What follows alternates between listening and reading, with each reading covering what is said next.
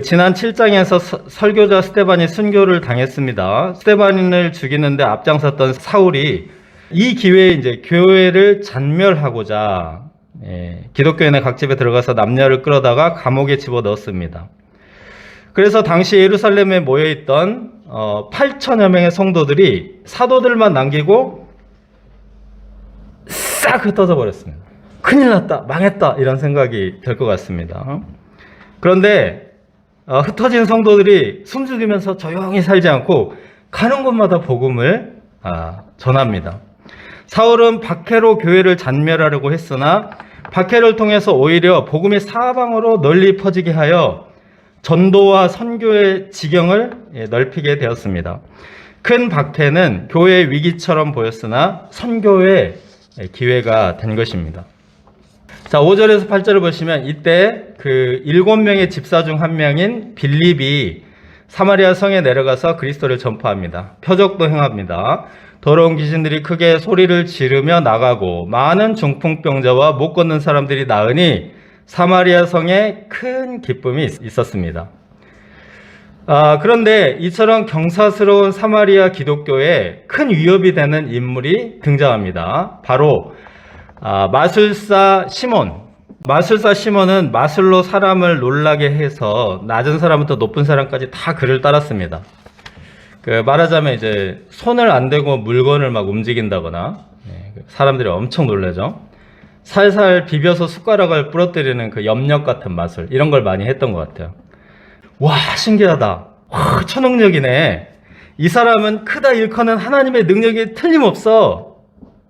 그래서 오랫동안 마술사 시몬은 사마리아 사람들을 지배하고 있었습니다. 사람들이 문제가 생기면 마술사 시몬에게 와서 물었습니다. 집안일, 큰일 가리지 않고 시몬에게 물었고 그가 말해주는 대로 따라 했던 것입니다. 모든 사람들이 시몬을 따랐습니다. 그런데 이제 빌립의 전도를 듣더니 놀랍게도 마술사 시몬도 믿었고 마술사 시몬도 세례를 받았고 마술사 시몬도 전심으로 빌립을 따랐습니다. 이것을 보면 마술사의 길을 포기하고 예수님을 영접한 것처럼 보입니다.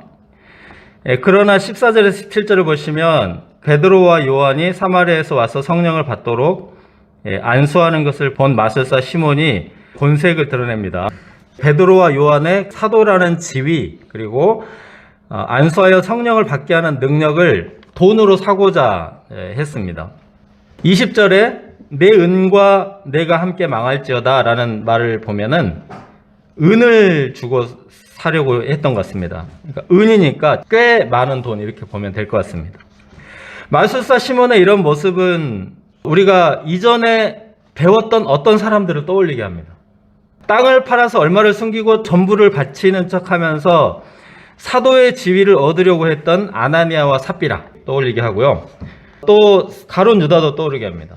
가룟 유다도 예수님 열심히 따랐죠. 이 마술사 시몬도 믿고 세례도 받고 열심히 빌립을 따랐습니다.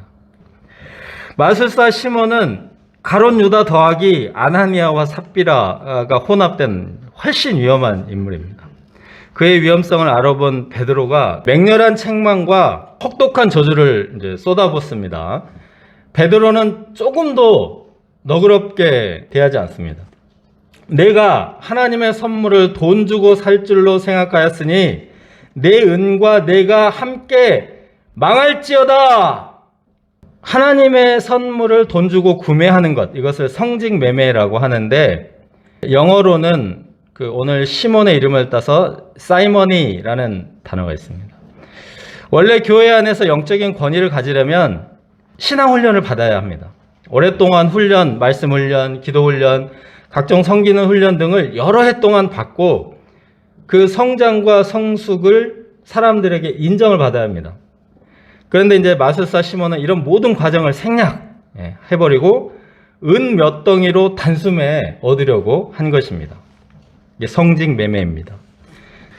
우리가 9급 공무원, 7급 공무원, 5급 공무원이 되려면 얼마나 열심히 공부해야 됩니까? 고시원에 틀어박혀서 많은 책을 외우고 연습하고 수많은 인터넷 강의를 들으면서 그냥 죽기 살기로 공부를 해야 합니다. 근데 이런 모든 과정을 생략하고 돈 있는 사람들이 뭐 7급 공무원 돈 주고 사고 5급 공무원 돈 주고 사고 큰일 나죠. 돈 주고 산 사람은 이제 수단과 방법을 안 가리고 돈을 회수하려고 하기 때문에 부패 공무원이 됩니다. 그래서 조선시대에 매관매직이 하는 사람 아주 엄청난 죄를 물었습니다. 하물며 돈 주고 성직을 살 수 있다면 이것은 교회 부패의 큰 원인이 됩니다. 때문에 베드로는 강력하게 저주하여 초기부터 뿌리를 뽑아버립니다. 베드로의 저주에 대해서 이렇게까지 심하게 말할 수 있는가 생각할 수 있습니다. 그런데 그렇지 않습니다. 요즘 이단 사이비에 대해서 큰 이슈가 되고 있습니다. 그 집단의 교주가 사람들을 여러모로 착취하고 억압하고 심지어는 죽이기까지 하였습니다. 아주 오랜 기간 동안 제대로 된 처벌도 받지 않고 30년, 40년 동안 악행을 계속하였습니다. 초기에 뿌리 뽑는 게 중요합니다. 초기에 뿌리를 뽑지 않으면 이처럼 큰 해악을 끼치기 때문에 베드로가 분별력이 있는 겁니다. 내 은과 내가 함께 망할지어다! 강력하게 저주한 것입니다. 이단 사이비의 또 다른 문제는 사람들로 하여금 정통 기독교까지 외면하게 한다는 것입니다. 근데 교회 밖에서 보기에는 교회나 이단이나 비슷하게 보이기 때문입니다. 그래서 이단이라는 말은 끝이 다르다는 뜻입니다. 대부분 거의 비슷하고 약간 다른 거. 그래서 이단이라고 합니다. 이 마술사 시몬에 대한 관련된 단어들을 보십시오. 크다 일컫는 하나님의 능력, 믿고 세례를 받은 후 전심으로 빌립을 따르고 안수 성령 권능 하나님의 선물. 대부분 비슷합니다. 다 같은 단어를 쓰고. 그런데 이제 결정적으로 다르죠. 결정적으로. 예수님이 없죠.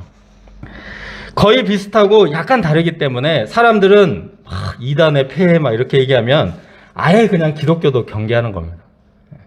이런 자들이 악행 때문에 기독교에 대한 선입관이 생기고 복음을 들을 귀를 막고 예수님 믿고 영생 얻을 기회를 차단해 버립니다. 그래서 사도 베드로가 이렇게 엄청난 폐단을 초기에 차단하고 제압한 것입니다. 둘째, 읽는 것을 깨닫느냐 26절에서 40절입니다.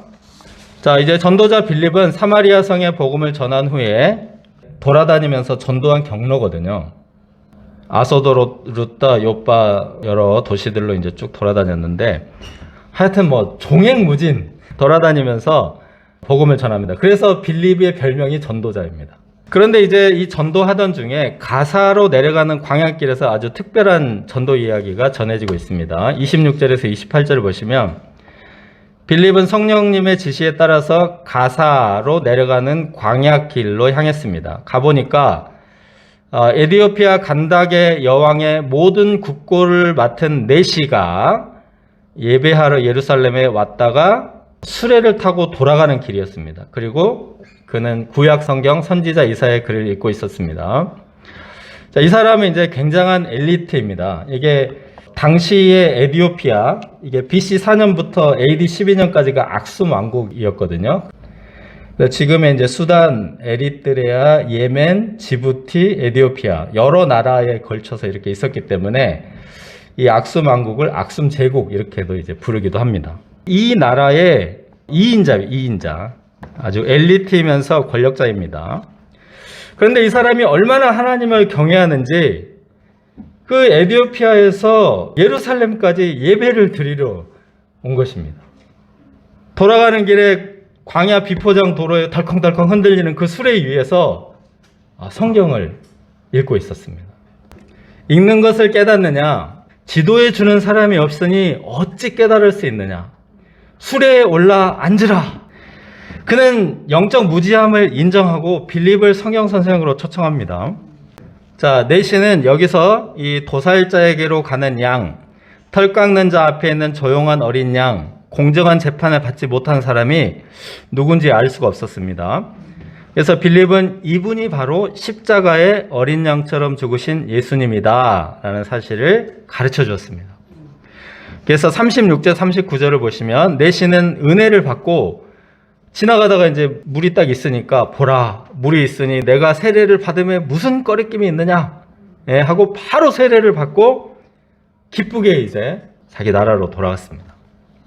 읽는 것을 깨닫느냐? 지도해주는 사람이 없으니 어찌 깨달을 수 있느냐? 수레에 올라 앉으라. 자, 이 이야기는 성경 선생의 필요성을 매우 강력하게 보여줍니다. 하나님께서 성경 선생을 통해 영혼을 구원하신다라는 사실을 보여줍니다. 이 이디오피아 내시가 무지에서 성경을 깨닫지 못한 것이 아닙니다. 이 사람은 한 제국의 재정을 관리하는 아주 높은 클래스 엘리트 공직자입니다.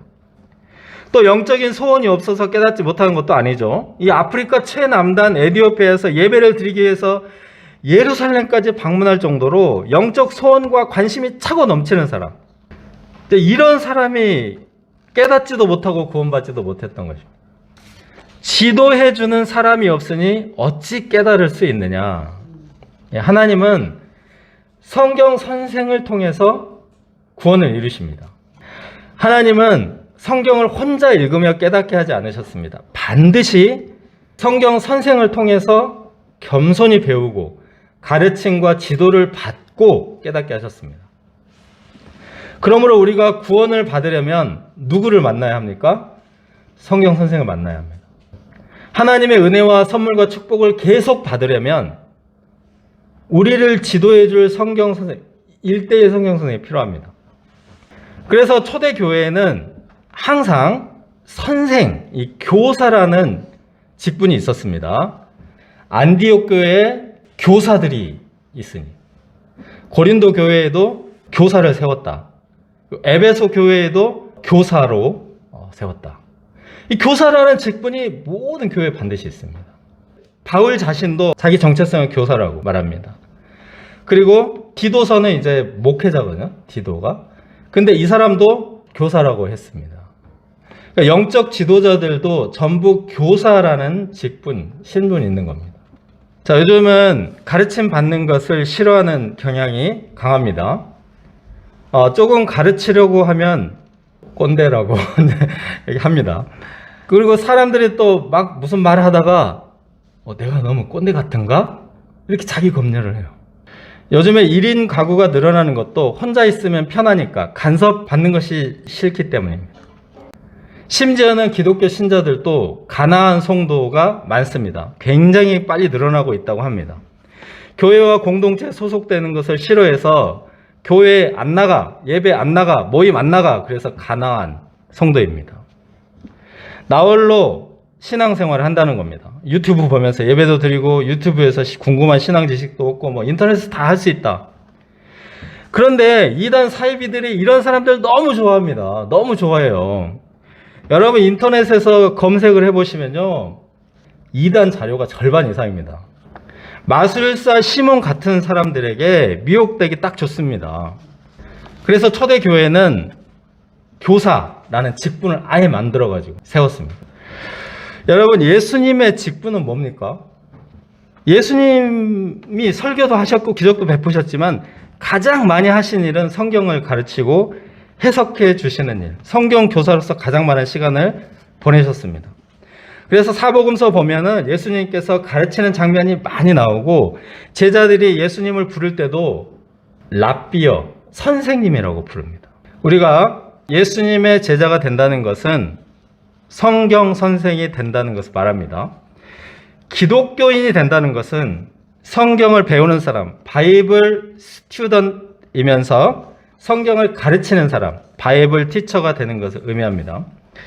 요즘 시대적으로 이단 사이비가 판을 치기 때문에 더더욱 검증된 성경 선생에게 지도를 받아야 하고 또 이단 사이비도 분별할 수 있는 성경 선생이 되어야 합니다.